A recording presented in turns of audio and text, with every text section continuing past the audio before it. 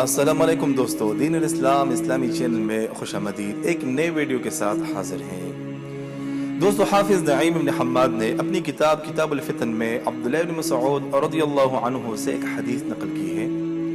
وہ فرماتے ہیں کہ آپ صلی اللہ علیہ وسلم نے فرمایا، دجال کے دونوں کانوں کے درمیان 40 گز کا فاصلہ ہوگا۔ اس کا گدہ ایک قدم میں 3 دن کا فاصلہ طے کرے گا اور سمندر میں ایسے غوطہ لگائے گا جیسے تمہارے ساتھی لگاتے ہیں۔ دوستو، حدیث کا مطلب اللہ ہی بہتر جانتا ہے، لیکن اکثر علماء کے مطابق اس سے مراد جہاز یا جدید آلات ہیں۔ آگے فرماتے ہیں آپ صلی اللہ علیہ وسلم، اور کہے گا کہ میں رب العالمین ہوں اور یہ سورج میرے حکم سے چلتا ہے۔ اے لوگو، کیا تم چاہتے ہو کہ میں اس کو روک کر دکھا دوں؟ لوگ کہیں گے کہ ہاں، اس کو روک لو، تو سورج کو روک لیں گے یہاں تک ایک مہینے کی طرح لمبا ہو جائے گا اور ایک دن جمعے کی طرح۔ پھر پوچھے گا، کیا میں اس سورج کو چلا دوں؟ لوگ کہیں گے ہاں، لہذا دن کو 1 گھنٹے کی طرح بنا دے گا۔ اس کے پاس ایک عورت آئے گی اور کہے گی، یا رب، میرا بھائی اور بیٹا، میرا بھائی اور شوہر، یہاں تک کہ اپنے رشتہ داروں کے روپ میں شیطان کے گلے لگے گی۔ ان کے گھر شیطانوں سے بھرے ہوں گے، اس لیے کہ ان کے جو رشتہ دار زندہ ہوں گے وہ شیطان ہوں گے۔ شیطان ان لوگوں کا شکل بنا کر اس عورت کے سامنے پیش ہو جائیں گے۔ عرب لوگ اس کے پاس آئیں گے اور کہیں گے، اے رب، ہمارے لیے ہمارے اونٹوں اور بکریوں کو زندہ کر دے۔ جو اعراب اور جو شہر سے دور کے لوگ ہیں، لہذا دجال شیطین کو ان کے اونٹوں اور بکریوں کے ہمعمر اونٹوں اور بکریوں کی شکل میں اس اعراب کے حوالے کر دے گا۔ وہ لوگ کہیں گے، اگر یہ ہمارا رب نہ ہوتا تو ہرگز ہمارے لیے ہمارے جانوروں کو زندہ نہ کرتا۔ اس کے پاس بجلی وغیرہ کا ایک پہاڑ ہوگا اور ایک پہاڑ گرم گرم گوشت کا جو ٹھنڈا نہ ہوگا، اور ایک نہر ہوگی جو جاری ہوگی، اور ایک پہاڑ باغات اور سبزے کا ہوگا، اور ایک پہاڑ آگ اور دھوئے کا ہوگا، اور ایک کہے گا کہ یہ میری جنت اور میری جہنم ہے، یہ میرا کھانا ہے اور یہ میرا پینا۔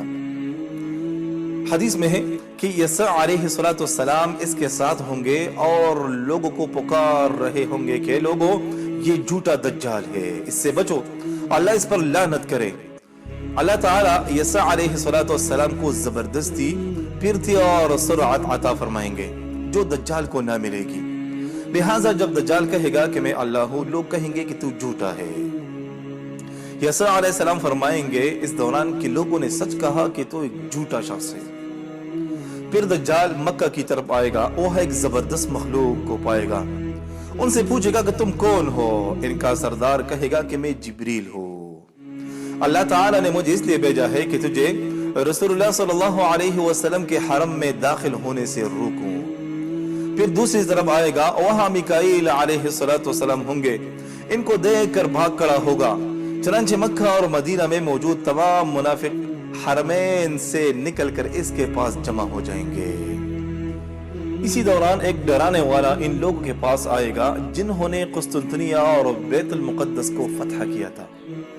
ان کو ڈرائے گا کہ تم ادھر غنیمت تقسیم کر رہے ہو اور پیچھے دجال تمہارے گھروں میں پہنچ چکا ہے۔ یہ لوگ ساری غنیمت سے بے فکر ہو کر دجال کی طرف بھاگیں گے۔ دجال ان میں سے ایک شخص کو پکڑ لے گا اور کہے گا کہ یہ شخص سمجھتا ہے کہ میں اس کا کچھ نہیں بگاڑ سکتا، لہٰذا اس کو قتل کر دو اور آری سے ٹکڑے ٹکڑے کر دو۔ پھر کہے گا کہ میں اس کو زندہ کروں گا، اور کہے گا یہ شخص کھڑا ہو، تو اللہ کے حکم سے وہ شخص زندہ ہو کر کھڑا ہو جائے گا، کسی اور کو بولنے کی اجازت نہ دے گا، اور کہے گا کہ کیا میں نے تجھے مار کر زندہ نہیں کیا؟ تو شخص جواب دے گا کہ میں نے تجھے اچھی طرح پہچان لیا، تیرے بارے میں مجھے نبی کریم صلی اللہ علیہ وسلم نے بشارت دی تھی، تو مجھے قتل کرے گا اور پھر میں اللہ کے حکم سے زندہ ہو جاؤں گا۔ پھر اس شخص کو تانبے یا پیتل کے کڑے پہنائے دیے جائیں گے۔ دجال کہے گا کہ اس کو میری جہنم میں پھینک دو۔ اللہ تعالیٰ اس شخص کو بدل دیں گے اور لوگ اس شخص کے بارے میں شک و شبہ کا شکار ہو جائیں گے، اور پھر یہ لوگ بیت المقدس کی طرف متوجہ ہو جائیں گے۔ پھر دجال عقب عفیق پر جا چڑھے گا اور مسلمانوں پر ظلم کرنے لگے گا۔ اتنے میں مسلمان سنیں گے کہ مسلمانوں تم پریشان نہ ہو، اس ظلم کا خاتمہ عن قریب پہنچ چکا ہے، اور ایک آواز آئے گا کہ تمہارے پاس مددگار آ گیا ہے۔ تو لوگ کہیں گے کہ کسی ایسے شخص کی آواز لگتی ہے جس کا پیٹ بھرا ہوا ہے۔ زمین اللہ تعالیٰ کے نور سے روشن ہو جائے گی اور عیسیٰ علیہ السلام نازل ہوں گے، سارے مسلمان خوش ہو جائیں گے۔ عیسیٰ علیہ السلام نازل ہوتے ہی ارشاد فرمائیں گے مسلمانوں اپنے رب سے ڈرو اور تسبیح بیان کرو، اس لیے کہ فتنے اور فساد کے وقت اللہ کی بندگی اور عبادت بڑھانا چاہیے۔ تو لوگ ایسا ہی کریں گے، پھر وہ بھاگنے کا ارادہ کریں گے، لیکن اللہ سبحانہ و تعالی زمین کو دجال کے اوپر تنگ فرما دیں گے۔ پھر جب یہ دجال مقام لطف پر پہنچیں گے تو عیسیٰ علیہ السلام سے ملیں گے، ان کو دیکھتے ہی کہیں گے کہ نماز پڑھائیے۔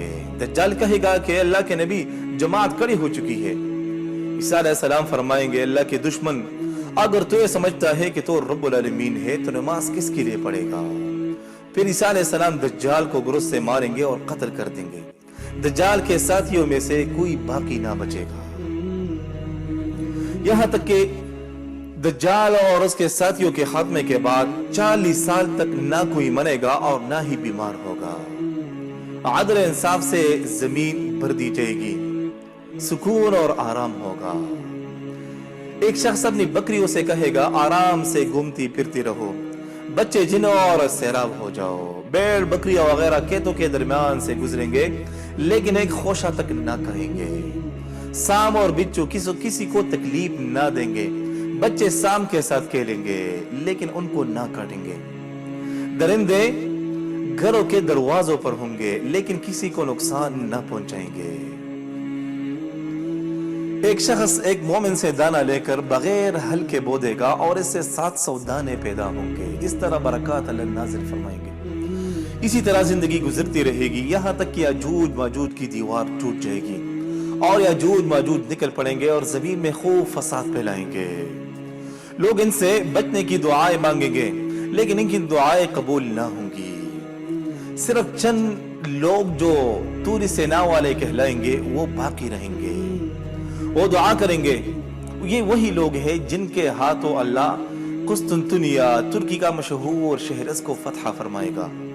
وہ دعائیں مانگیں گے تو اللہ تعالیٰ زمین میں کیڑا پیدا فرما دیں گے جس کے ٹانگیں بھی ہوں گی۔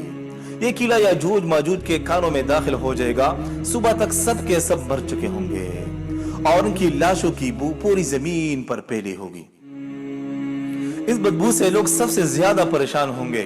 آخر کار اللہ تعالیٰ سے دعا مانگیں گے تو اللہ تعالیٰ یمن کی جانب سے ایک ہوا بھیجیں گے، اس میں کچھ گرد و غبار بھی ہوگا اور دھواں بھی، اس سے لوگوں کو زکام ہو جائے گا اور 3 دن بعد یاجوج ماجوج کا معاملہ واضح کر دیا جائے گا کہ ان کی لاشوں کو سمندر میں پھینک دیا جائے گا۔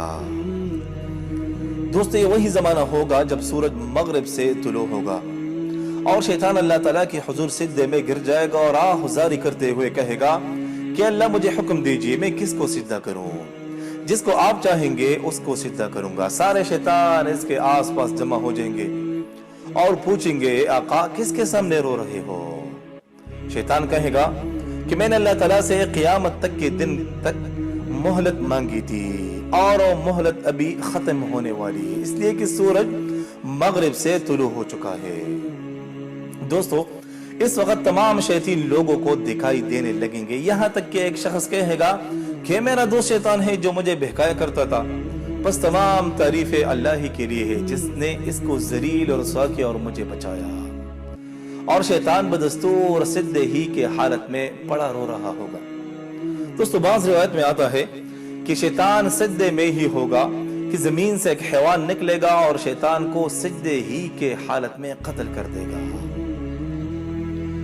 اس کے بعد 40 سال تک مومن مزے سے زندگی گزار دیں گے، جو مانگیں گے ان کو دیا جائے گا، یہاں تک کہ دعوت الارض کے بعد 40 سال پورے ہو جائیں گے۔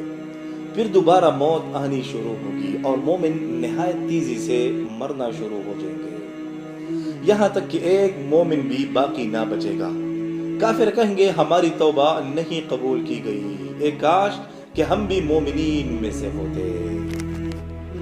پھر سارے کافر راستوں میں گدوں کی طرح پھیل جائیں گے، حتیٰ کہ ایک شخص راستے کے بیچوں بیچ اپنے ماں کے ساتھ زنا کرے گا ایک کڑا ہوگا کہ دوسرا آ جائے گا. جو شخص ان میں سے سب سے بہتر ہوگا اور نیک ہوگا وہ کہے گا کہ اگر تم لوگ راستے سے ذرا ایک طرف ہو کر زنا کرتے تو بہتر ہوتا. لوگ ایسا ہی کریں گے. نکاح سے کسی کی اولاد نہ ہوگی. پھر اللہ تعالیٰ 30 سال تک تمام عورتوں کو بانجھ کر دیں گے. چنانچہ جو لوگ ہوں گے سب کے سب حرامی ہوں گے اور بدترین لوگ انہی پر قیامت قائم ہوگی. دوستو ویڈیو اچھا لگے تو لائک کریں اور شیئر کریں اور کومنٹ سیکشن میں اپنی قیمتی آراء اور تجاویز سے ضرور آگاہ کیجیے گا. اللہ حافظ.